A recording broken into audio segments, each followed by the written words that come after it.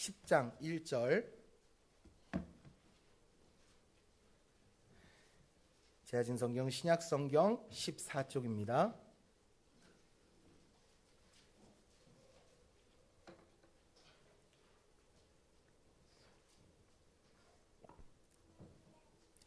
마태복음 10장 1절, 한 절이니까요. 우리 큰 목소리로 합독하도록 하겠습니다. 예수께서 그의 12제자를 부르사 더러운 귀신을 쫓아내며 모든 병과 모든 약한 것을 고치는 권능을 주시니라. 아멘. 오늘도 믿음으로 주 앞에 나와 예배하는 우리 모든 성도님들, 세상의 모든 염려, 걱정, 근심 다 버리고 우리 주님께 다 맡기고 주님 주시는 은혜 안에서 참된 자유와 기쁨과 그 평안을 누리는 은혜의 시간 되시기를 축복합니다. 모든 지각에 뛰어나신 하나님의 평강이 그리스도 예수 안에서 여러분의 마음과 생각을 지키실 줄로 믿습니다.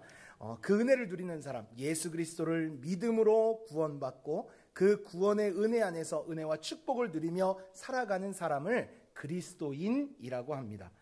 그 그리스도인이라는 이름이 그러니까 얼마나 영광스럽고 복된 이름인지. 여러분 모두 그리스도인이시죠?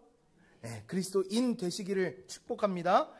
그 그리스도인 됨에 대해서 예수님을 따르는 사람이라는 제목으로 함께 말씀을 나누는 오늘은 두 번째 시간으로, 지난주에는 예수님을 따른다는 것은 그 따르다의 첫 번째 의미에 적용을 해서 그 뒤에서 그 가는 길을 그대로 따라가는 것, 예수님의 뒤에서 예수님의 가신 길을 그대로 따라가는 것이 예수님을 따라가는 것이고, 기대를 가지고 문제가 있어도 우리 주님 앞에 나오면 우리 주님께서 해결해 주시고 응답해 주시니 그 믿음으로 주 앞에 나아가는 것이 바로 예수님을 따라가는 것이다. 그 무리에 대해서, 그 믿음의 기초에 대한 말씀 우리가 함께 나누었고, 오늘은 그 따른다는 두 번째 의미, 그 정도나 수준에 이르도록 가까이 가는 것. 그러니까 이것을 우리의 믿음에 적용하면 예수님의 수준이나 정도에 이르도록 예수님께 가까이 가는 것. 오늘은 그 제자됨, 믿음의 성숙에 대해서 함께 말씀을 나눕니다. 여러분, 그리스도인이라는 이름이 진짜 좋은 이름이죠. 근데 여러분 이 말 많이 쓰십니까? 그리스도인님, 송인의 그리스도인님, 이런 말 잘 안 쓰죠. 우리가 일반적으로 쓰는 말은 아니고요. 우리가 이 좋은 이름이 성경에도 그렇게 많이 우리의 생각보다 많이 나오지는 않습니다. 그러니까 우리가 일반적으로 그 성경에서 그리스도인을 대신해서 그와 같은 의미로 사용되는 다른 말이 있죠. 바로 성도. 그러니까 우리가 교회에 나온 지 얼마 안 되고 또 아직 직분을 받지 않으신 분들에게 누구누구 성도님 이렇게 부르는데, 그런데 사실 이 성도라는 이름의 뜻은 거룩한 사람이라는 뜻이기 때문에 예수 그리스도를 믿는 모든 거룩한 믿음의 사람들이 다 성도입니다. 저도 성도고, 장로님도 성도고, 권사님도 성도고, 집사님도 성도고, 청년도 성도고, 학생도 성도고, 아이도 성도고, 믿는 사람은 다 성도입니다. 옆에 계신 분에 알려주세요. 당신 성도입니다. 시작. 네, 우리가 다 성도예요. 그런데 여기서 한 가지 알아야 되는 건 아무에게나 붙일 수 있는 칭호는 아니라는 거예요. 교회 몇 번 왔다고 성도 되는 건 아닙니다. 우리가 그걸 알아야 하고, 그리고 성도의 또 다른 뜻은 구분된 사람이라는 뜻이기 때문에 구분해서 사용해야 되는데, 무엇을 구분하느냐? 바로 그게 오늘 말씀인데요. 무리와 제자를 구분하는 거예요. 그러니까 그것을 구분해서 제자를 향해 부르는 이름이 바로 그리스도인입니다. 제가 아까 성경에 그리스도인이라는 이름이 몇 번 안 나온다고 했는데, 여러분 몇 번 정도 나올 것 같습니까? 그리스도인이라는 말이. 아실 줄로 알고 물어보는 건 아니니까 그냥 던져주셔도 돼요. 이런 질문에는 몇 번 정도 나올 것 같으세요? 7번? 또 우리 성도님들은 참 너무 그냥 다들 선하시고 순하셔갖고 거짓말은 못하시니까 에라 모르겠다 하면 그냥 입을 닫아버리시는 거 괜찮아요. 감사해요. 성경에 몇 번 나오냐면 딱 3번 나옵니다. 사도행전에 2번, 베드로전서에 1번 나오는데, 그런데 그 이름을 사용할 때 그 상황과 그 의미를 생각해 보면 그 이름의 무게가 보통이 아니라는 걸 알 수 있는데요. 먼저 사도행전 11장 25절부터 26절에 그리스도인이 처음으로 사용될 때의 이야기가 나오는데요. 바나바가 사울을 찾으러 다소에 가서 만남에 안디옥에 데리고 와서 둘이 교회에 1년간 모여 있어 큰 무리를 가르쳤고, 제자들이 안디옥에서 비로소 그리스도인이라 일컬음을 받게 되었더라. 그러니까 이때 처음으로 사용될 때 사실 좋은 의미로 사용된 건 아니에요. 예수밖에 모르는 것들, 입만 열면 예수 얘기하는 것들, 예수에 미친 것들, 예수쟁이들이라는 의미로 믿지 않는 사람들이 믿는 사람들을 향해서 이야기를 하는데, 그런데 그런 의미를 가지고 이 말씀을 그렇죠. 이 말씀을 잘 보면 그렇게 1년 동안 배웠다고 그리스도인이라고 부른 게 아니라는 거예요. 누구에게 그리스도인이라고 했다고 말씀합니까? 제자들에게. 1년 동안 말씀을 배운 큰 무리를 가리켜 제자라고 한 게 아니라 제가 지금 잘하고 있나요? 큰 무리를 가리켜 그리스도인이라고 한 게 아니라 제자들을 구분지어서 그리스도인이라고 했다는 거예요. 그리고 이 문장에서 가장 중요한 단어는 비로소죠. 비로소. 그렇게 불리고 싶었고, 물론 좋은 의미로 사람들이 말하는 건 아니지만 우리는 너무너무 소망하고 갈망하는, 야, 너를 보니까 예수님 보인다. 너는 맨날 예수님 얘기만 하냐? 이렇게 그토록 바라던 일이 이제야 비로소 제자들을 통해 불려지게 되었다라는 겁니다. 자, 그리고 또 하나, 사도행전 26장 28절에 보면 그리스도인이 이때 사용되는데요. 아그리빠가 바울에게 이르되 내가 적은 말로 나를 권하여 그리스도인이 되게 하려는도다. 그러니까 이게 이때도 좋은 의미로 사용된 건 아니고, 너 지금 나 전도하냐? 너 지금 나 예수 믿으라고 그 말하냐? 라는 것으로 비꼬는 식으로 사용될 때 단어가 그리스도인이라는 말이 사용이 됐어요. 그러니까 바울이 예루살렘에서 유대인들에게 잡혀서 성전 밖으로 끌려나가서 죽을 뻔하다가 로마 병정들에 의해서 간신히 목숨은 건졌는데 결박되고 고발당해서 그 바울이 계속 재판을 받는 이야기가 나오게 되죠. 그리고 그 당시에 가이사랴에서 이 베스도에게 재판을 받을 때 베스도가 나는 도저히 죄를 못 찾겠는데 바울이 자꾸 자기를 재판해달라고 그러니 아그리빠 왕에게 부탁을 해서 아그리빠 왕이 와서 그 재판 자리에 섰을 때 이 바울이 이렇게 말하죠. 내가 당신 앞에서 나를 변호하게 된 게 얼마나 감사한지 모르겠습니다. 제 변호를 들어주시니 감사합니다 해가면서 변호를 하겠다라고 하면서 하는 말이 간증하는 거예요. 내가 예수님을 이렇게 만났는데 그 예수님이 살아계신 하나님의 아들이더라. 그분이 부활하신 예수님이더라. 내가 그분을 만났고 말씀을 통해 선지자를 통해 하셨던 말씀이 예수 그리스도에 이루어졌다는 걸 내가 알게 되었노라. 아그리빠 왕이요, 당신도 성경 알죠? 선지자를 통해서 뭘 얘기하셨는지 알죠? 라고 이야기했을 때 아그리빠 왕이 저 얘기를 한 거예요. 그러니까 좋은 의미로 사용된 건 아닌데, 그런데 그 뒤에 이어지는 말씀에 보면 이 말이 얼마나 무게가 있는지 모릅니다. 29절 말씀 같이 읽어볼까요? 시작. 바울이 이르되 말이 적으나 많으나 당신뿐만 아니라 오늘 내 말을 듣는 모든 사람도 다 이렇게 결박된 것 외에는 나와 같이 되기를 하나님께 원하나이다. 그러니까 이 말을 잘 보면 바울이 이렇게 갇히고 내가 지금 죄인 된 것 말고는 다 당신들처럼 되기를 원합니다. 맞아요. 그리스도인은 믿는 사람이 맞는데 대충 믿는다 하는 사람이 아니라 바울같이 믿는 사람을 그리스도인이라고 하는 거예요. 자, 이제 살살 부담이 되기 시작하고 이해가 되면서 그리스도인이라는 말 이거 보통이 아닌데 이렇게 다가오시죠. 자, 여기에 못을 박는 세 번째 베드로전서 4장 16절 말씀 우리 같이 한번 읽어봅니다. 시작. 만일 그리스도인으로 고난을 받으면 부끄러워하지 말고 도리어 그 이름으로 하나님께 영광을 돌리라. 3번 이름이 사용됐는데 다 우리가 막 축하해요, 그리스도인이네요, 축하해요, 예수님 닮았네요 라는 긍정적인 의미가 아니라 다 부정적인 의미로 고난을 당해야 되고 어려움을 당해야 되고 죄인이 돼야 되고 핍박을 받아야 되는, 그게 그리스도인이라는 걸 이야기를 해주는 거예요. 그러니까 확 이해는 되는데 이해하고 나니 확 부담도 되죠. 야, 이거 그리스도인 그런 거라고? 라는 부담이 되실 거예요. 그리스도인은 고난을 받는 거래요. 그리스도인은 고난을 받음으로 하나님께 영광을 돌리게 된대요. 그럼 왜, 무엇 때문에 고난을 받는가? 그 앞에 베드로전서 4장 13절부터 14절에 그 이유가 분명하게 나와 있는데요. 너희가 그리스도의 고난에 참여하는 것으로 즐거워하라. 이는 그의 영광을 나타내실 때에 너희로 즐거워하고 기뻐하게 하려 함이라. 너희가 그리스도의 이름으로 치욕을 당하면 복 있는 자로다. 영광의 영, 곧 하나님의 영이 너희 위에 계심이라. 그러니까 그리스도인은 고난을 받는데 누구처럼? 그리스도와 같이 고난을 받는 거고, 그리스도를 위해 고난을 받는 거고, 그리스도의 이름을 위해 고난을 받는 게 그리스도인이라는 거예요. 부담되시죠? 부담되시는데 거기에 쐐기를 박는 우리가 반드시 살펴봐야 할 말씀이 한 구절 더 있으니 마태복음 16장 24절 말씀입니다. 같이 읽어요. 시작. 이에 예수께서 제자들에게 이르시되 누구든지 나를 따라오려거든 자기를 부인하고 나를 따를 것이노. 자, 이 부담을 가지고 여러분에게 질문 드립니다. 여러분, 제자가 좋습니까? 무리가 좋습니까? 이 말씀을 잘 생각하시고 이 부담을 가지고 대답하셔야 돼요. 왜냐하면 입으로 함부로 제자가 좋아요 해놓고 무리의 삶을 살면 그건 거짓이고 위선이고 가식이니까 그렇게 안 되시라고 제가 미리 말씀을 통해 부담 먼저 드린 거예요. 여러분, 이 부담을 가져도 제자로 사는 게 좋아요? 이 부담 없이 무리로 사는 게 좋아요? 이렇게 조용할 줄 알고 지난주에 무리가 뭐라 그랬습니까? 여러분, 무리에 대한 말씀을 나누면서 잘 몰라도 다 이해 못해도 대단한 믿음이 없어도 예수님 따라가자고. 어쨌든 그 자리에 나와 내가 아는 것도 없고 잘 모르겠어도 다 그렇게 처음에는 시작하는 거고 그게 믿음의 기초고 그게 믿음의 시작이라고. 누구나 교회 처음에 그렇게 나왔고 기대함을 가지고 내 문제 가지고 이거 해결받기 위해서 나오는 게 신앙생활의 첫걸음이라고 그렇게 이야기했죠.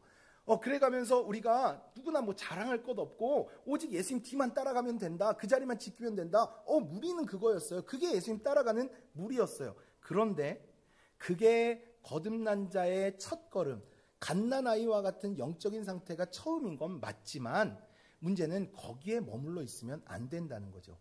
신앙생활은 거기에서 멈추면 안 된다라는 겁니다. 신앙생활은 자라가야 됩니다. 계속 자라서 성장해서 성숙한 그 그리스도의 장성한 분량에까지 이르러야 된다는 거예요. 듣고도 잘 모르겠어요. 근데 조금 다니다 보면 듣고 뭔가 알겠어요. 거기에서도 끝나면 안 되고 들어서 알던 믿음이 내가 보고 경험하는 믿음이 되어야 한다는 거죠. 왜 그래야 하냐면 이건 그러면 좋겠습니다가 아니라 반드시 여러분 모두가 믿음이 성장하고 성숙해야 되는데, 왜냐하면 믿음이 성장하지 않고 그 기초 단계, 초보의 단계에 머물러 있으면 자꾸 흔들려요. 어떻게 된다고요? 계속 넘어지고 자꾸 흔들려요. 어린아이가 걸었다가 처음부터 잘 걸으면 이상한 거죠. 갓난아이 때는 걸어보려고 아둥바둥 대가면서 믿음 좀 가져보려고 아둥바둥 하다가 이러졌다 쿵 쓰러지고 조금 가다 쿵 쓰러지고, 이게 맞아요. 그러니까 신앙생활 처음 할 때는 조그만 어려움이 와도 야, 이거 교회 다니는 게 맞는 거냐? 야, 이거 예수 이렇게 믿는 게 맞는 거냐? 가면서 헷갈려가면서 흔들려가면서 세상과 자꾸 갈등해가면서 그렇게 신앙생활하는 게 맞아요. 그런데 지금 제가 걸어가다 쿵 하면 정상이 아니에요. 네? 제가 나이 40이 넘어가지고 걸음을 제대로 제가 못 해가지고 가다가 쿵 쓰러지고 자빠지면 이게 제대로 된 거예요, 아니에요? 아니라고요. 정상 아니라고요. 그러니까 우리의 믿음도 자라지 않으면 자꾸 흔들리고, 언제까지 그 말 한마디 때문에 넘어지고, 언제까지 그 돈 때문에 그렇게 상처받고, 언제까지 그 건강 핑계대가면서 그렇게 신앙생활하고, 그러면 안 된다고요. 언제까지 예배 시간에 또 안 된다. 학생이니까 그럴 수 있지만 믿음은 자라야 돼요. 그것을 성경에서는 그래야 너희가 무너지지 않아, 그래야 너희 믿음이 파손하지 않아 라고 이유를 말씀하면서 히브리서 5장부터 6장은 이렇게 말씀합니다. 이는 젖을 먹는 자마다 어린아이니 의의 말씀을 뭐하지 못한 자요? 경험하지 못한 자요. 단단한 음식은 장성한 자의 것이니 그들은 지각을 사용함으로 뭐를 받아? 연단을 받아 선악을 분별한 자. 네, 어려움이 있다고요. 그래서 그 어려움을 통해서 오히려 선악을, 무엇이 옳은 것이고 어떻게 해야 되는지를 분별하는 게 그리스도인이라고요. 그러므로가 결론이니까 우리 그러므로 같이 읽어요. 시작. 그러므로 우리가 그리스도의 도의 초보를 버리고 회개함과 하나님께 대한 신앙과 침례들과 안수와 다시 닦지 말고 완전한 대로 나아가자. 하나님께서 허락하시면 우리가 이것을 하리라. 자라야만 된다고요. 그래야 여러분의 믿음이 흔들리지 않고 파손하지 않고 타락하지 않는다고요. 그 뒤에 나오는 말씀, 한 번 은혜를 받고 빛을 받고도 타락한 자들은 다시 구원을 받을 수 없다 했으니, 여러분 믿음이 성장하고 자라서 제대로 믿는 그리스도인 되시기를 축복합니다. 이 사실을 에베소서 4장 13절부터 15절은 이렇게 말씀해요. 우리가 다 하나님의 아들을 믿는 것과 아는 일에 하나가 되어 온전한 사람을 이루어 그리스도의 장성한 분량이 충만한 데까지 이르리니, 우리 이는부터는 같이요. 시작. 이는 우리가 이제부터 되지 아니하여 사람의 속임수와 간사한 유혹에 빠져 온갖 교훈의 풍조에 밀려 요동하지 않게 하려 함이라. 오직 사랑 안에서 참된 것을 하여 범사에 그에게까지 자랄지라. 그는 머리니 곧 이게 그리스도인의 두 번째 의미, 예수님에게까지 나아가는 것, 예수님께 가까이 가는 그리스도인의 모습을 이렇게 이야기해 주고 있는 거예요. 반드시 그래야 된다고요. 그렇지 않으면 여러분들 쓰러진다고요. 끝까지 못 간다고요. 그러니 그 믿음이 자라 장성한 분량에 이르러 예수께까지 나아가는 우리 모두가 되기를 소망합니다. 저는 우리 모두가 그 믿음 가지고 그 믿음 지키며 또 그 믿음이 자라서 하나님께 영광되는 그리스도인으로 살기를 소망합니다. 무리에서 제자가 되자는 게 곧 오늘 말씀의 결국 결론인데요. 그것이 오늘 저에게 말씀을 통해 주신 은혜였고 오늘 제가 여러분에게 전해야 할 말씀의 사명입니다. 무리에서 제자가 되자라는 거죠. 무리는 어떤 사람들입니까? 오늘이 종려주일입니다. 예수님께서 가는 곳마다 제자들도 따랐지만 수많은 무리들이 가는 곳마다 따랐습니다. 오늘이 종려주일에 예수님께서 예루살렘에 입성하실 때 사람들이 어떻게 반겼어요? 호산나 호산나, 왕이 오셨다, 메시아가 오셨다, 우리의 왕이여 다윗의 자손 예수에 가면서 얼마나 열렬하게 환영을 하면서 환대를 해가면서 막 찬양을 해가면서 자기 옷을 벗어가지고 길바닥에다 깔고 그렇게 기쁨으로 맞이했죠. 그렇게 주님을 따른 무리들이죠. 그런데 무리는 자기의 뜻과 다르면, 자기의 생각대로 안 되면, 손해를 본다 싶으면 그냥 떠나는 게 무리입니다. 그런 이유들 때문에 그래서 떠나면 무리입니다. 그런데 제자는 그래도 예수님을 따르는 게 제자입니다. 여러분 신앙생활 하다 보면 말씀과 내 생각이 부딪힐 때 있어요, 없어요? 난 지금 이렇게 됐으면 좋겠는데 근데 하나님은 자꾸 이렇게 말씀하시네. 기도하다 보면 부딪힐 때 있어요, 없어요? 해보질 않아서 모르시나? 있죠. 수없이 있죠. 나는 이렇게 살고 싶은데 성경 자꾸 이렇게 살라고 그래. 이렇게 해서 아닌 것 같은데 그래도 말씀에 굴복하고 순종하는 게 제자죠.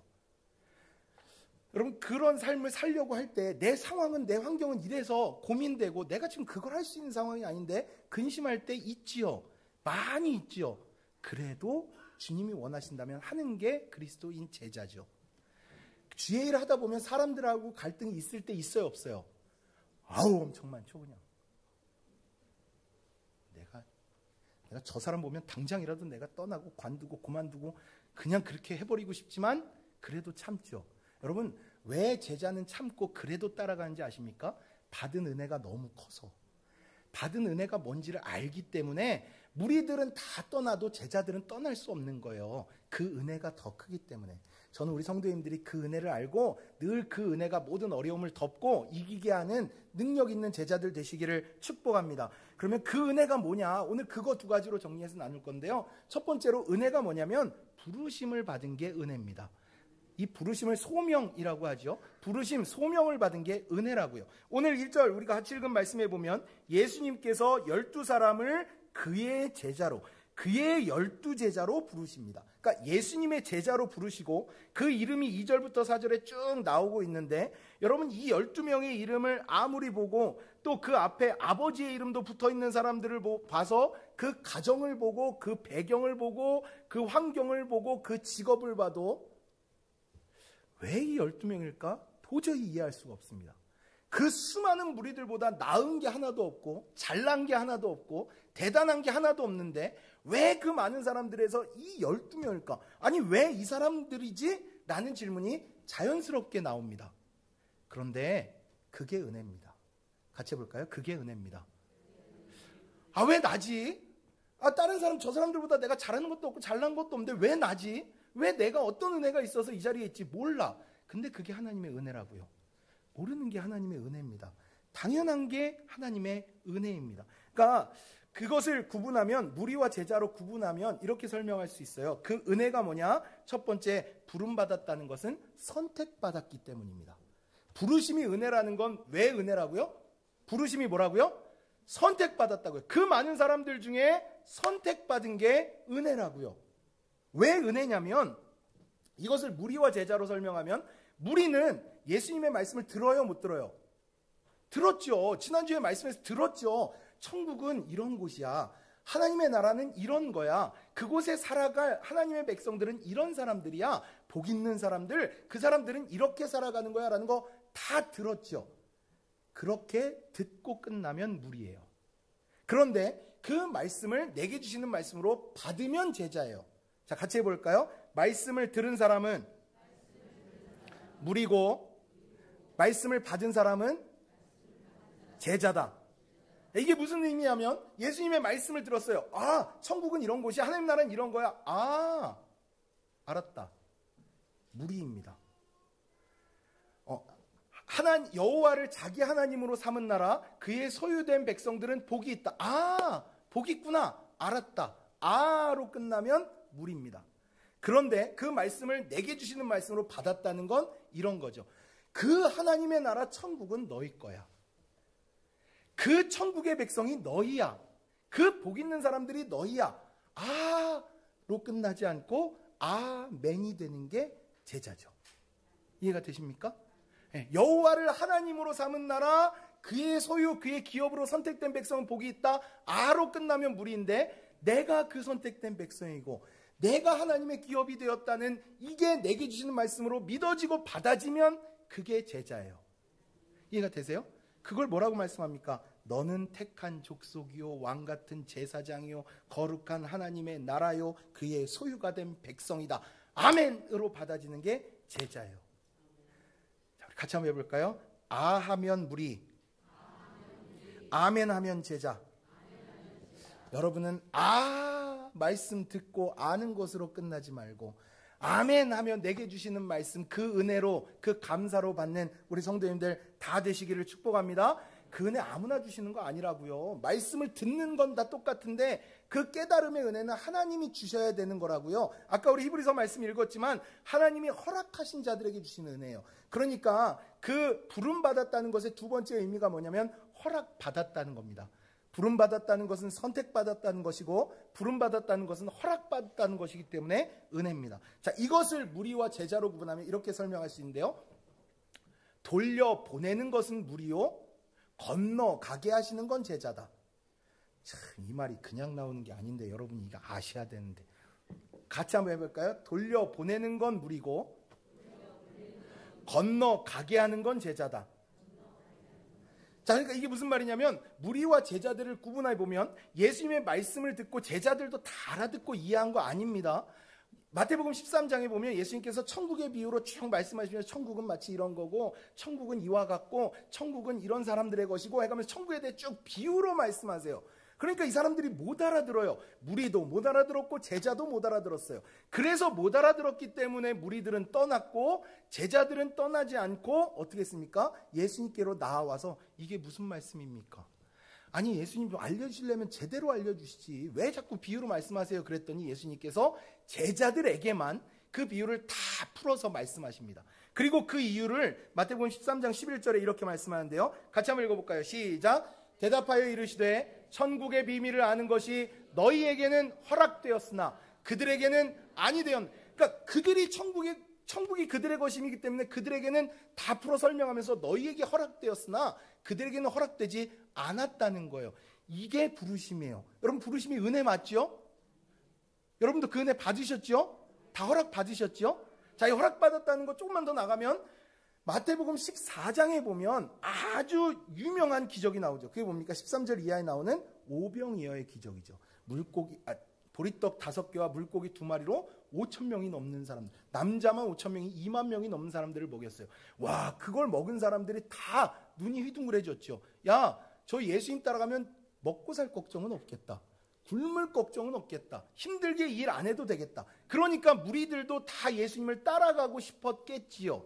그런데 예수님은 아무나 따라오게 하지 아니하시고 허락된 제자들과 허락되지 않은 무리들을 정확하게 나누십니다.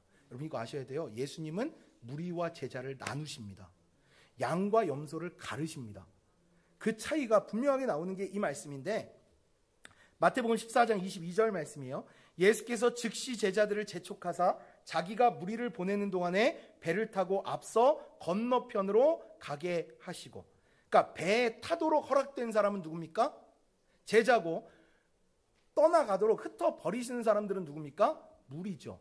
아니 이 무리들도 따라가고 싶었다니까요. 예수님 따라가면 먹고 살 걱정 없고 잘 되고 복 받을 것 같아서, 바꿔 말하면 교회에만 다니면 잘 되고 행복할 것 같아서 교회에 다니는 사람들 다 그렇게만 된다면 좋겠죠. 그런데 예수님은 그 믿음 아무에게나 주시는 것 아니고 선택하고 구원하기로 작정하신 그들에게 이 은혜를 주시며 그 믿음을 따라오는 제자들과 나누고 계시다고요. 이렇게 말로 설명하면 좀 어려우니까 여러분 한번 생각을 해보세요. 그 기적이 일어나고 사람들이 막 이렇게 막 예수님을 막 따라가는데, 예수님이 우리 예수님 따라가자 해가지고 막 베인 쪽으로 오니까, 자, 니는 왜 일로 와? 니는 아니야. 니는 집으로 돌아가. 니는 가야지 해가면서 무리를 보내시는 장면. 그런데 반대로 여기 뭐라고 말씀합니까? 제자들은 재촉하여 배에 태우셨대요. 그러니까 막 한쪽으로는 보내면서 야 베드로야 어디니? 빨리 와, 배 타라 가자. 안드레야 어딨니? 배 타라 가자. 이 장면을 그려보세요. 와, 이 배에 타도록 허락받고 강 건너편으로 갈 수 있게 하셨다는 이 허락을 받은 사람들이 누리는 그 기쁨은요, 이거 어떻게 설명해야 됩니까? 니넨 아니야. 야 빨리 타. 여러분 어느 쪽이세요? 에? 말씀 듣고 야 돌아가. 가, 니네 맘대로 살든지 너 들었으니까 가로 끝나요? 아니면 같이 가자, 배 태우시는 사람이에요. 여러분 이 말씀이 우리에게 어떻게 적용이 되냐면요, 허락받았다는 은혜를 마지막 때에 적용해 보면 이게 진짜 얼마나 놀라운 은혜인지. 막 나팔이 울려 펴지면서 우리 예수님 구름 타고 이 땅에 영광 중에 오실 때, 한이 어딨니? 한이야 빨리 와. 일어나 빨리 해가면서 내 이름 불러주시면, 여러분 이 영광스러운 게 어디 있습니까? 우리가 이 땅에서의 삶을 다하고 요단강 건너 새 예루살렘 성문에 들어갈 때 예수님께서 그 문을 활짝 여시고 나 맞으시면서 잘 왔어 수고했어 해가면서 나를 품에 안아주시는 그 모습을 한번 생각해 보세요. 와, 이 허락받은 은혜가 이게 얼마나 놀라운 은혜입니까? 그런데 무리는 어떻게 된다고요? 아니야, 예루살렘 성 들어가고 싶은데 니는 왜 어디 들어가려고 그래? 니는 아니야. 와, 그걸 성경은 뭐라고 말씀합니까? 바깥 어두운 데 쫓겨나 슬피 울며 이를 갈미 있으리라고. 그러니까 얼마나 불쌍합니까? 따라가고 싶고 나도 들어가고 싶고 나 천국 가고 싶은데 아니래요. 나 그런 줄 알고 예수님 말씀도 들었고 나 알고 있었고 나 따른다고 나름 따랐는데 아니래요. 난 무리래요. 제자가 아니라 못 들어간대요. 그러니까 여러분 부름받았다는 게 이게 엄청난 은혜입니다. 여러분 이 은혜를 기억하고 간직하며 살아가는 은혜 받은 허락받은 성도들 되시기를 축복합니다. 마지막 세 번째 부름받았다는 것의 또 하나 은혜의 의미는 해결받았다는 겁니다. 왜 은혜라고요? 해결받았으니까 은혜죠. 네, 무리도 해결받았어요. 제자들도 해결받았죠. 인생 살아가면서 문제 없고 고민 없고 갈등 없고 안 아프고 그런 사람이 어디 있습니까? 다 힘들고 사는 거 다 어렵고 그렇죠. 그래서 지난주 말씀처럼 무리도 예수님 앞에 나와서 다 해결받았다고요. 예수님 앞에 나오면 해결받는다고요. 제자들도 그 문제 있었지만 해결받았다고요. 근데 여러분 이 해결됨에서 큰 차이가 뭐냐면, 무리는 예수님을 찾아가서 해결받았지만 제자들은 예수님이 찾아오셔서 해결해 주신 거예요.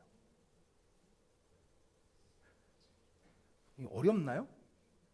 무리들은 제가 이런 문제가 있으니 주여 나를 불쌍히 구걸하는 인생 돼가지고 하나님 앞에 이 문제 좀 해결해 주세요 가지고 나와서 딱 한 번 일회성으로 끝나는 그 사건으로 끝났는데, 제자들은 예수님이 먼저 찾아가셔서 너 이제 그거 그만해. 그 힘든 삶 그만 살아. 내가 너 새롭게 할 거야. 내가 너로 사람 낚는 어부되게 할 거야. 너는 나를 따라오면 돼. 너는 이제 그 문제 때문에 염려하지 마, 걱정하지 마. 내가 아무 염려 없는 인생 되게 해줄게 라고 예수님이 찾아오셔서 그 문제를 해결해 주셨다고요. 이게 같을 수가 없죠. 얼핏 보기에는 문제 해결된 거 비슷해 보이지만 전혀 다르죠. 왜냐하면 제자들은 그 은혜가 영원한 은혜를 받았기 때문이죠. 전 여러분 모두가 그 은혜 받는 인생 되시기를 축복합니다. 내 기대를 가지고 내 문제를 가지고 주님 이것 좀 해결해 주세요 라고 말하는 그 믿음, 물론 시작은 그렇지만 거기에서 더 나아가 주님이 여러분을 향한 기대가 있기 때문에 뭐 필요한 거 있니?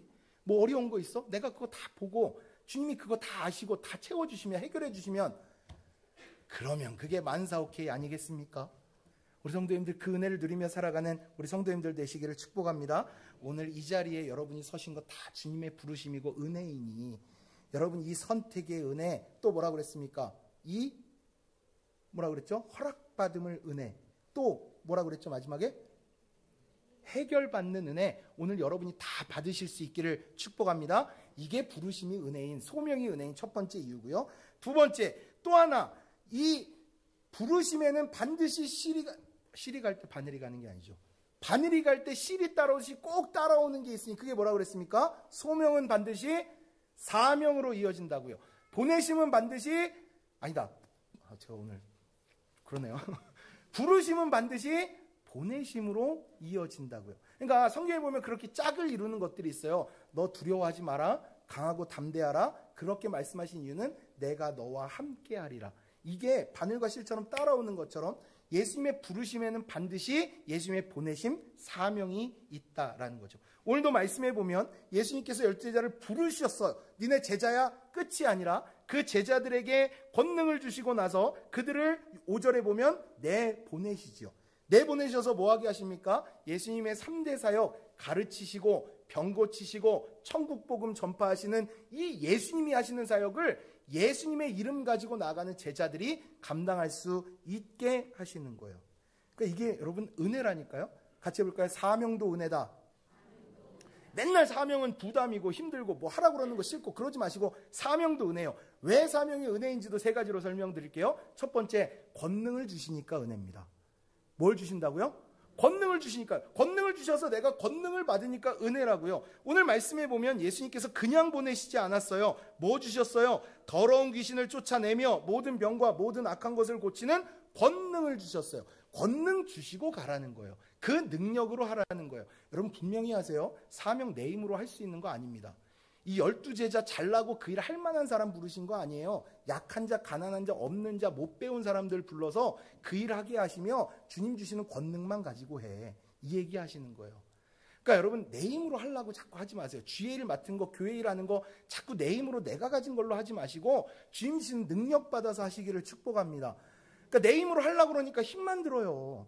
되는 건 없고 힘만 들어요. 근데 주님 주시는 권능으로 하면 다 잘 되고 무엇보다도 내 안에 기쁨과 평안이 있다니까요. 안 돼도 걱정 안 돼요. 하나님 잘 되게 해주시겠지. 주님이 내게 능력 주셔서 일 감당하게 하시겠지. 그렇게 감당하는 거예요. 오늘 5절과 7절의 말씀에 보면 천국 복음을 가르치시고 전할 수 있는 복음의 능력 주셨고 8절 말씀에 보면 병든 자를 고치고 죽은 자를 살리고 나병 환자 그 저주를 깨끗하게 하고 귀신을 쫓아낼 수 있는 권능도 주셨고 이게 누구 권세였어요? 예수님 권세, 내 권세. 이해되시죠? 그 권세가 내 권세 되는 게 제자라고요. 그런데 16절로 넘어가 보면 예수님께서 이렇게 말씀하세요. 보라, 내가 너희를 보냄이 양을 이리 가운데로 보낸 것 같도다. 이게 무슨 말입니까? 예수님이 그 사명 감당하는 거 어렵고 힘들고 위험할 줄 다 아신다는 거예요. 내가 너희를 보냈는데 양을 이리 가운데 보낸 것 같다. 그거 힘든 길이야. 그거 어려운 길이야. 자, 그럼 여기 질문. 왜 힘든데 왜 보내세요? 힘든 일 왜 맡기세요? 침묵이로. 알아요. 오늘 왜 부담되실지 제가 알기 때문에 추궁하진 않겠습니다. 여러분 왜 힘든데 왜 자꾸 맡기세요? 힘든데 왜 자꾸 뭐 하재요? 힘든데 왜 자꾸 특별 저녁 기도에 왜 하래요? 왜? 주님이 능력 주시려고. 그러니까 그 어려움, 그 문제, 그 힘듦보다 더 큰 능력 주셔서 능히 감당하게 하시고 능히 이기게 하시려고 그 모든 자리로 보내시는 줄로 여러분 믿으시기 바랍니다. 그러니까 능력 경험하지 못해가지고 늘 들어서 아는 믿음 가지고 그렇게 살다가 그렇게 죽으면 그렇게 되니까 예수님이 그렇게 살지 않도록 권능 주시고 그 능력 경험하며 하나님 온전히 섬기며 살아갈 수 있도록 예수님께서 보내신다는 거죠. 그러니 여러분 그 보내심에도 감사하며 권능받아 주의 일하는 우리 성도님들 다 되시기를 축복합니다. 두 번째는 책임져 주십니다. 뭐 해주신다고요? 네, 첫 번째 권능 주시고요. 두 번째는 책임져 주세요. 오늘 9절과 10절 말씀해 보면 너희 전대에 금이나 은이나 동을 가지지 말라. 여행을 위하여 배낭이나 두버릇도 가지지 말고 신이나 지팡이도 가지지 말라 라고 말씀하신 뒤에 이는 뭐라고 말씀합니까? 일꾼이 자기의 먹을 것 받는 것이 마땅함이라.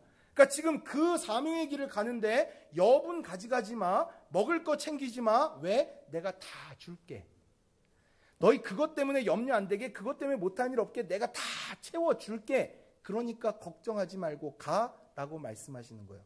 여러분, 예수님께서 사명으로 부르실 때는, 보내실 때는 그냥 보내시는 거 아닙니다. 내가 다 채워줄게라는 거예요. 여러분, 회사 다니면서 도구가 없고 일감이 없어서 일을 못하면 그게 일꾼 책임입니까? 사장 책임입니까? 누가 능력이 없는 겁니까? 나는 일을 하고 싶은데 일감이 없어요. 사장이 일감을 못 가져와요. 일거리가 없어요. 그래서 일을 못하면 이게 일꾼의 책임은 아니잖아요. 사장의 무능함이죠. 근데 여러분 그거 아세요? 우리 하나님은 전능하신 하나님이라는 거. 능치 못함이 없으시다는 거. 그러니 내게 주시지 못할 것도 없다는 거. 여러분 그거 믿으십니까? 그러니까 그 하나님께서 내게 다 주신다고 너 걱정하지 말고 해. 그러면 내가 줄게 라고 하시니, 보세요. 주님이 권능 주시고 하라고 하시고, 주님이 다 책임져 주시고 하라고 하시니 못하면 그렇습니다. 자, 마지막 세 번째는, 이건 이따 끝에 또 하나 주시는 게 있으니, 그게 뭐냐면 사명 잘 감당하면 큰 상급을 주십니다. 뭘 주신다고요? 네, 상급 주신다. 세 가지. 왜 사명이 늘 우리는 부담으로 생각하는데 왜 사명이 은혜냐? 첫 번째 뭐라고 그랬습니까? 권능 주시니까 은혜죠. 두 번째, 책임져 주시니까 은혜죠. 세 번째, 큰 상급 주시니까 은혜죠. 자, 마지막 42절 말씀 우리 같이 읽어요. 시작. 또 누구든지 제자의 이름으로, 어디가 계셔서 못 찾으시죠? 자, 마태복음 10장 42절. 자, 같이 읽어요. 시작. 또 누구든지 제자의 이름으로 이 작은 자 중 하나에게 냉수 한 그릇이라도 주는 자는 내가 진실로 결단코 상 안 잃어버린다. 내가 반드시 상 준다. 그거 다 준다라고 말씀하시는 거예요. 그런데 누구에게 주신다고요? 제자의 이름으로 큰 자에게, 큰 일하는 사람에게 내가 상 준다라는 게 아니잖아요. 제자의 이름으로 작은 자 하나에게 냉수 한 그릇, 작은 일만 해도 내가 그 상급을 주겠다 말씀하시는 거예요. 여러분 이거 다 아로 알면 안 된다니까요. 아멘 하셔야 된다니까요. 여러분에게 엄청난 거 안 맡기신다니까요. 여러분에게 큰 십자가 안 지어주신다니까요. 자, 그러면 이제 여러분에게 다시 한번 질문 드릴게요. 여러분은 무리가 좋아요? 제자가 좋아요? 네, 이제 확실하게 대답이 나오세요? 맞아요? 근데 제가 좀 그래서 오늘 이거를 꼭 해야 되겠어요. 뭐냐면 이렇게 하고 끝나면 그냥 또 부담되는 이야기였네. 오늘도 그냥 좋은 이야기 들었네. 하고 끝날까 하여. 오늘 말씀의 적용점은 뭐예요? 여러분 한 주 동안 어떻게 사실 거예요? 잘 모르겠어. 그냥 어려워. 그리스도인 힘들어. 제자로 살아야지. 그 제자의 삶이 뭔가 적용하기 어려우실까 하여. 그래서 엄두가 안 나서 적용 못 하실까 하여 오늘 그 적용점을 몇 가지만 여러분과 함께 나누려고 합니다. 근데 여러분 이 말씀을 여러분의 삶에 적용하기 위해서 가장 먼저 아셔야 되는 게 하나 있는데, 그게 뭐냐면 예수님이 나보다 나를 더 잘하신다는 거. 그거 기억하셔야 돼요. 그러니까 여러분 다 아시잖아요. 내가 얼마나 약한 사람인지, 내가 얼마나 악한 사람인지, 내가 얼마나 못나고 내가 얼마나 능력 없는 사람인지 여러분 다 아시죠? 저 말고요. 여러분 자신이요. 저 봐가면서 그러지 마시고 여러분 자신이 이 제자의 삶 살 수 없다는 거 여러분 아시죠? 예수님 따라 죽을 수 있어요? 이거 아시죠? 근데 예수님이 여러분보다 여러분 더 잘 아신다고요.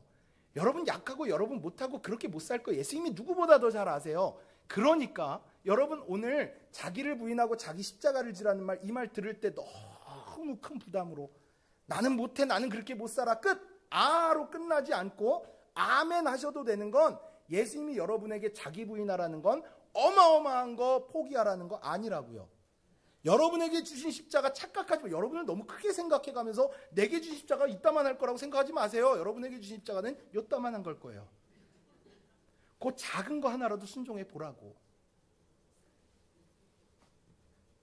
여러분에게 여러분이 자신을 알면 한번 생각해 보세요. 하나님이 지금까지 여러분에게 사명 주실 때 어마어마한 거 맡기시는가요? 너는 핍박의 자리로 가서 순교하여라, 이런 사명 받으신 분 계세요? 너는 모든 건 내려놓고 아프리카로 선교 가라 하신 분 계세요? 없죠. 너는 내일 집 팔아서 다 구호헌금으로 하여라. 이런 사명 받은 분 있어요? 없잖아요. 여러분한테 그런 거 맡기시지도 않아요. 못할 거 아니까. 그러나 여러분에게 원하시는 그 수준이 있다고요. 그러니까 처음부터 확 끌어가지고 확 제자되게 해가지고 확 그 일 맡기시는 거 아니라고요. 자라가는 거예요. 성장함을 통해 성숙해 가는 거예요. 지난주에 말씀드렸던 건 처음부터 다 알고 믿는 거 아니고 뭔가 조금씩 알 것 같다가 어떤 일을 통해서 예수님을 경험하게 되고 그 경험을 통해 믿음이 한 단계 성장하고 또 그렇게 가다가 또 한 단계 이렇게 가는 거예요. 그 성장의 기회를 주실 때는 여러분이 잡으셔야 된다는 거죠. 자, 그걸 위해 설명할 거예요. 이런 거예요. 이런 거. 예를 들면 여러분 하루 종일 직장 생활하고 힘들고 피곤하고 지치고 그럼 집에 가서 뭐 하세요? 이건 대답하셔도 돼요. 뭐 하세요? 여러분 집에 가셔서 일 끝나고 뭐 하십니까? 집에서. 지친다. 너무 힘들다. 그러면 소파에 탁 앉아갖고 그냥 아무것도 안 하고 싶다. 그 뭐였죠? 이미 아무것도 뭐였죠? 오래돼서 까먹었네. 어쨌거나 아무것도 모르겠다 해놓고 그냥 널브러지고 싶고, 그죠? 빨래를 보면 내가 저러고 싶다 막 그러. 소파에 널브러져가지고 TV 켜놓고 그냥 아무 생각 안 하고 멍 때리고. 분명히 그런 분들 있어요. 있죠? 그리고 또 오늘 너무 힘들다. 오늘 너무 스트레스 받았다. 안 되겠다. 야, 야식 시켜. 그래가지고 야식에 뭐 그럴 수도 있어요. 또 사는 게 너무 지루하고 루즈하고 재미없다. 그래가지고 와갖고 맨 핸드폰 보고 게임하고 그런 분들 있을 거예요. 물론 그런 것도 필요해요. 삶의 쉼도 필요하고 휴식도 필요해요. 맞아요. 그런데 여러분, 그 쉼도 필요한데 여러분이 하셔야 될 일이 있잖아요. 그러니까 내가 보고 싶은 게 있고 내가 봐야 할 게 있잖아요. 그 우선순위를 잘 정하는 게 제자의 한 걸음이에요. 내가 보고 싶은 드라마도 있고 내가 봐야 할 성경도 있는데, 물론 둘 다 하면 좋죠. 드라마 보고 성경, 근데 드라마 보고 성경 보자면 못 봐요. 성경 보고 드라마 보셔야 돼요. 이건 정확히 우선순위. 중심. 물론 쉬는 거 너무 힘들었으니까 육체도 쉼을 얻어야죠. 계속 일하세요. 그거 아닙니다. 근데 여러분이 그 자리에 앉아서 쉬다가도 나 오늘 해야 될 성경 못 읽었는데, 오늘 내가 약속한 주님 앞에 서원한 기도의식 체를 못 채웠는데, 내가 힘들어도 그거 먼저 해야 되겠다 하고 그 일 먼저 하는 게 제자의 순종의 한 걸음이라고요. 보다도 구체적으로 예를 들어서 지난주에 저희 학생부들하고 이렇게 모여가지고 막 얘기해가면서 제가 얘기했어요. 야, 니네 그래도 말씀은 보는 거지? 말씀 봐야 되지 않겠니? 다른 건 못해도 큐티 그거 읽고 아멘 치는 건 어려운 거 아니잖니? 우리 그거 다 해보자. 잘하는 사람에게 상 주고 못하는 사람 우리 벌금 내자 하고 했어요. 근데 얘네가 막 이러는 거예요. 그럴 시간 없대요. 와, 제가 그 말 듣는데 열불이 막 속에서 막 이렇게 올라와가지고요. 하루 종일 핸드폰, 아까도 교회하고 계속 핸드폰 보더라. 그래가면서 요거 읽는데, 여러분 큐티 그거 다 정리해서 올려주는 건데, 누가 성경 그거 다 읽으래요? 정리해서 올려주잖아요. 내용 요약하고 적용까지 해서 올려주는데, 그거 읽는데 그거 몇 분이나 걸려요? 여러분 몇 분 걸려요? 이거 읽는데. 물론 깊이 묵상하고 이런 말씀, 이런 은혜, 그럴 수는 있지만 여러분에게 카톡 올려드리는 거 그거 읽고 하는데 몇 분 걸려요? 안 하십니까? 몇 분 걸려요? 그거 하는데. 제대로 하면 5분, 10분? 그래, 많이 잡아야 10분? 그 10분이 아까워서, 그 아멘 두 글자 치기가 내 손가락에 힘이 없어서, 그래서 못하냐고 제가 얘네한테 그랬어요. 지난주에 아멘 요거 치는 게 어려워. 요거 아멘 요거 치는 게 막 그랬어요.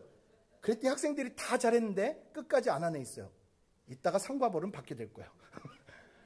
제가 지금 만만한 학생들을 비유로 이야기하고 있지만 귀 있는 성도님들은 들을지어다.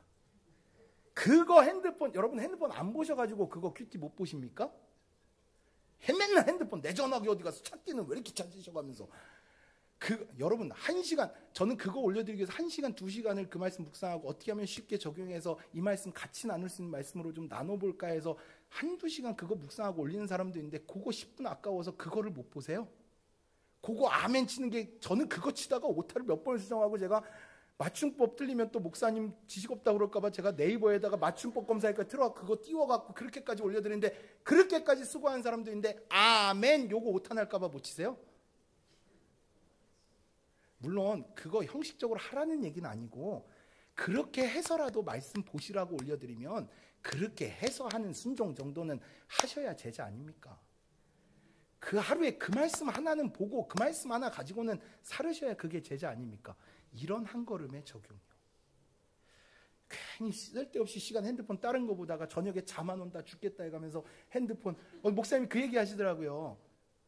이렇게 죽겠다 해가면서 핸드폰 이렇게 보다가 잠 안 와 하다가 잠이 스르르 와가지고 손에 힘이 빠져가지고 얼굴에 팡 떨어진 적 다 있으시죠? 저도 몇 번 있어요. 이랬어. 하다가 막 잠이 와가지고 머리에 그럼 어떻게 돼요? 잠 깨죠? 잠 안 온다고 핸드폰 보다가 잠들었는데 잠이 깨져, 떨어뜨려서. 그러면 또 보죠. 잠 안 와. 근데 그 목사님이 그 얘기 하시더라고요. 그럴 때는 하늘로 향하던 얼굴을 침대로 향하면 된다고. 무슨 말인지 아세요? 그러니까 자꾸 알바가 잠 안 와 이러지 말고 침대로 향해서 무릎을 땡기고 앉으면 뭐가 돼요? 엎어져 기도하는 거잖아요. 여러분 하루를 마무리하면서 하나님 앞에 감사기도 하십니까? 하나님 감사합니다. 오늘도 하루 살게 해주시니 감사하고, 오늘도 힘들었지만 이 길 인도해 주셔서 감사합니다. 오늘도 주님께 사랑한 자에게 잠을 주신다고 했는데 오늘 내가 평안히 자고 내일도 힘을 얻어 그 힘 가지고 주의 길 잘 걸어가게 하소서라고 기도해 보셨어요? 그런 거요. 그런 거. 그런 작은 하나의 순종.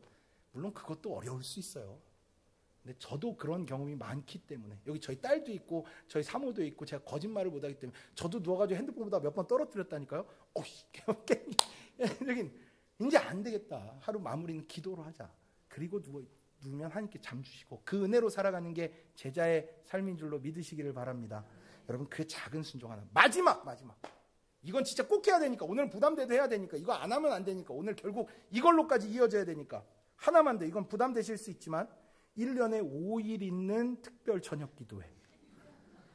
1년 동안 내가 다른 때 기도는 못하고 다른 일에 협력은 못해도 이 1년에 딱 5일 있는, 새벽 기도 하자면 또 힘들어서 못한다고 하실까봐 저녁으로 옮겨가지고 저녁에 기도하자 그러는데도 다른 약속 잡으실까봐 2달 전부터 약속 잡지 마세요. 같이 기도합시다. 우리 같이 일어섭시다 해가면서 그렇게 광고를 했는데도 약속 잡으신 분들, 그 약속 좀 미루셔도 되는 거 아닙니까? 물론 운동 가야 되고 여러 가지 내 몸을 위해 하는 일들이 있어도 그 5일 운동 쉰다고 내 몸 퍼지고 늘어져서 100kg 되고 이런 거 아니지 않습니까? 그러니까 여러분 그렇게 된다 할지라도 기도하는 게 이게 당연한 건데, 그거 좀 우선순위 뒤로 미루고 그 일주일 온전히 주를 위해 내가 다른 때는 못해도 1년에 고난주간 이 5일만큼은 내가 기도해 봐야 되겠다라는 마음으로 함께 하시는 게 이게 제자의 모습 아닙니까? 물론 직장의 문제, 또 가정의 문제들 때문에 부득이 못 오시는 분들이 있는 거 압니다. 그래도 그분들은 부담이라도 가지셔야 되고 그 시간에 함께 기도라도 하실 수 있기를 축복하고, 근데 올 수 있으면서 TV 앞에 앉아가지고 힘들어 못 가겠다 널브러져가지고 계시면 안 되고, 기도 시간 꼭 기억하시고 5일 동안 오셔갖고 다 은혜 받으세요.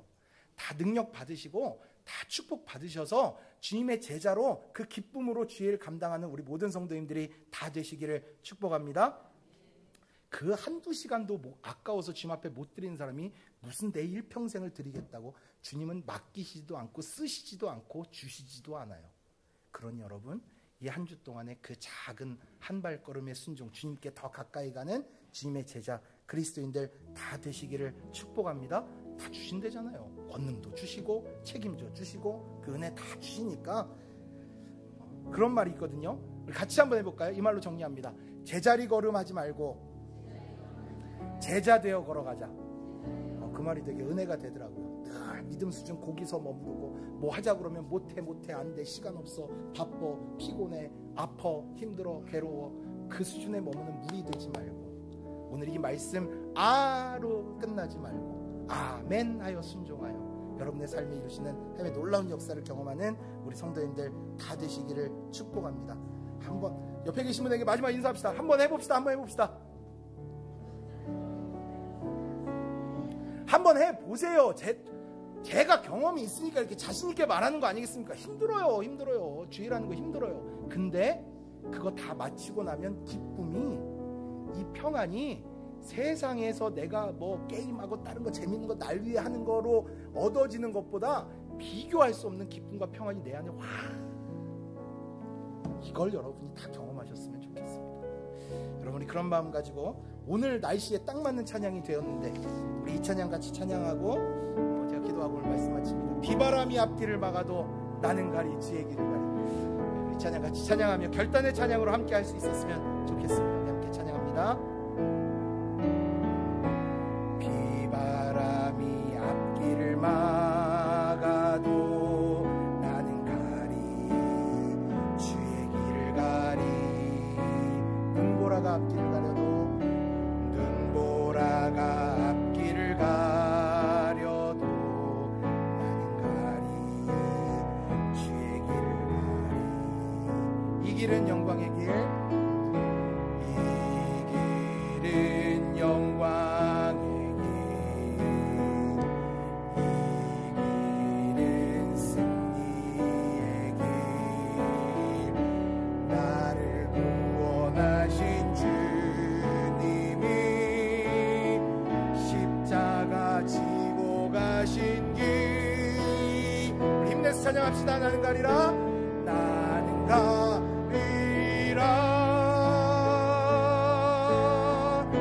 주의 길을 가리라. 주님 발자취 따라 나는 가리라. 나는 가리라. 나는 가리라.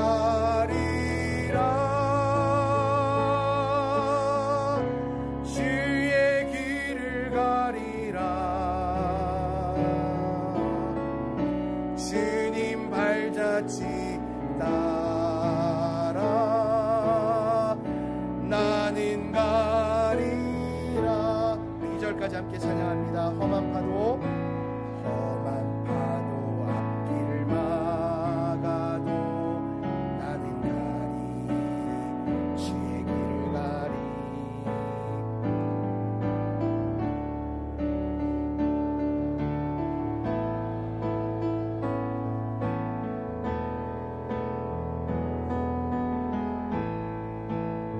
이 길은 고난의 길, 이 길은 고난의 길. 그러나 이 길은 생명의 길, 이 길은 생명의 길. 나를 구원하신 주님이 십자가 지고 가신 길. 우리 두 주먹 쥐고 한번 찬양할까요? 나는 가리라. 주의 길을 가리라. 주님 발자취 따라 나는 가리라. 나는 가리라. 나는 가리라. 주의 길을 가리라. 주님 발자취 따라 나는 가리라. 기도합니다. 여러분 진짜요, 진짜로요. 여러분 우리가 그 길 갈 수 있다는 게 얼마나 은혜요 축복인지 우리 알아야 되고, 그리고 그 길에 내가 부름을 받았음에 또 그 길에 내가 보냄을 받았음에 여러분 감사하실 수 있기를 간절히 축복합니다. 그래야 신앙생활에 기쁨이 있거든요. 그래야 신앙생활에 감사가 넘치거든요. 그래야 내 힘으로 하려는 그 욕심 때문이 아니라 하나님이 주신 열심 때문에 주일하면 물론 힘들어요. 내 몸은 지쳐요. 그러나 내 영혼에 부어지는 그 평강이 있기 때문에 우리는 그 믿음 가지고, 그래서 그 소망 안에서 끝까지 주님 앞에 서는 그날까지, 주님이 나를 구별하시고 어서 오라고 나를 반겨주시는 그날까지 우리는 달려갈 수 있고 달려가야 되는 거죠. 우리 성도님들, 이 한 주 동안도 여러분의 삶에 힘들고 어려운 삶의 문제들이 있어도 주님께서 다 해결해 주시고, 여러분 그 일 때문에 기도 못하는 일은 안 생기게 하실 테니, 그 일 때문에 예배 자리에 못 나오는 일은 없게 하실 테니, 여러분 오늘 약속 아멘으로 받으시고 아멘으로 순종하시고 그 아멘의 놀라운 역사를 경험하는 이 한 주가 되시기를 축복합니다. 기도합니다. 하나님 감사합니다. 우리 모든 성도들, 저를 포함하여 우리 모두가 무리에서 제자로 더욱 주님께 가까이 가기를 원합니다. 목자 없는 양같이 고생하며 기진하던 불쌍한 무리들에서 끝나는 인생 되지 않게 하시고 우리 모두가 제자 되어 주님 주시는 소명과 사명 잘 감당하는 추수하는 일꾼 되게 하여 주옵소서. 물론 우리가 예수님처럼 살 수 없고 바울처럼 산다는 것은 부담되는 일이나 그러나 우리에게 본을 보이셨고 우리의 표대가 되셨으니 우리 모두가 오늘 주신 말씀 마음으로 내게 주시는 말씀으로 아멘으로 받는 성도 되어 그리스도인 되어 제자 되어 그 길을 끝까지 걸어갈 수 있도록 인도하여 주옵소서. 오늘 주님께서 약속의 말씀을 통해 주신다 약속하신 그 놀라운 은혜, 놀라운 축복 우리 성도들에게 다 주셔서 예수님을 따라가고 닮아가는 그리스도인으로 살아가며 주님의 마음을 기쁘시게 시원케 해드리는 착하고 충성된 종 다 되게 하여 주옵소서. 이제는 우리를 죄에서 구원하신 우리 주 예수 그리스도의 은혜와 하나님 아버지의 그 끝없는 무한하신 사랑과 성령님의 교통하심이 오늘도 주 앞에 나와 영과 진리로 예배하며 받은 은혜 감사하고 주실 은혜 기대함으로 예물 또한 주님 앞에 드리고 받은 말씀 가슴에 담고 무리에서 제자 되어 받은 소명과 사명 잘 감당하며 예수님을 닮아가고 예수님을 따라가는 그리스도인으로 되기를 또 그리스도인의 삶을 살기를 마음에 다짐하는 사랑하는 모든 성도들 주님의 제자들 위해 이제로부터 영원토록 함께 하시기를 간절히 축원하옵나이다.